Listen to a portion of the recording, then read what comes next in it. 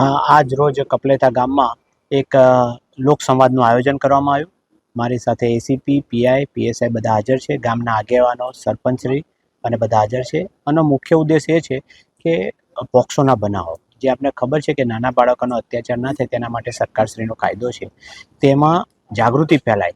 કારણ કે નાના બાળકો પ્રેમ હોય કે સામાજિક રીત રિવાજ હોય અને મેરેજ કરી લે છે, પાછળથી ગુના દાખલ થાય તો 10-10, 20-20 વર્ષની સજાઓ થાય છે. એ ના થાય એના જાગૃતિ ફેલાય એના માટે અમે પોક્સો વિશે આજે બધાને સમજ આપી. એ સિવાય અત્યારનો બીજો એક મોટો ઇસ્યુ છે સાયબર ક્રાઇમ. સાયબર ફ્રોડ ખૂબ જ થાય છે, અલગ અલગ પ્રકારે થાય છે. નવી નવી એની ટેકનિક્સ છે, એમઓ છે, એના બાબતે આ પ્રજાને જાગૃત કરી, ગ્રામજનોને જાગૃત કર્યા કે આવું કંઈ પણ હોય તો અમને જાણ કરે, એવી લોભ લાલચમાં ના ફસાય.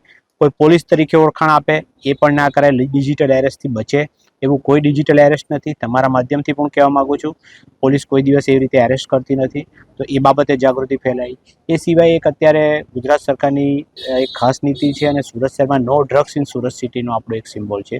એ પ્રમાણે ડ્રગ્સની કોઈ પણ બાતમીઓ તમને આપવી કે આવું કંઈક થતું હોય તો પણ અમને જાણ કરવી.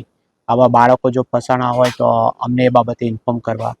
તથા ટ્રાફિકનો આપણે ખબર છે કે સુરત શહેર પોલીસે ટ્રાફિકનો હેલ્મેટનો ખૂબ જ સારો અમલ કર્યો છે. ટ્રાફિકના નવા સિગ્નલ કર્યા છે. તો મનુષ્યની જિંદગી છેલ્લા 1.5-2 વર્ષમાં સચિનમાં 20 થી 22 પેટ્રોલ થયા છે. એ બાબતે જાગૃતતા ફેલાય કે હેલ્મેટ અવશ્ય પહેરે, ટ્રાફિકના નિયમોનું પાલન કરે. અમારો દંડ કરવાની કોઈ ઈચ્છા નથી, પરંતુ કોઈની જિંદગી બચે એક હેલ્મેટ પહેરવાથી, તો એ બાબતે જાગૃત કરે. આપને ખ્યાલ છે કે 80% ફેટલ એ જે ટુ વ્હીલરના થાય છે, અને એમાં પણ સૌથી વધારે હેલ્મેટ પહેર્યા ના હોય એના થાય છે.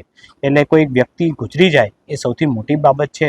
એ પણ બાબતે જાગૃત કર્યા. એટલે આ રીતે એક સારા લોકસંવાદનું આજે અમે એક આયોજન કરેલું.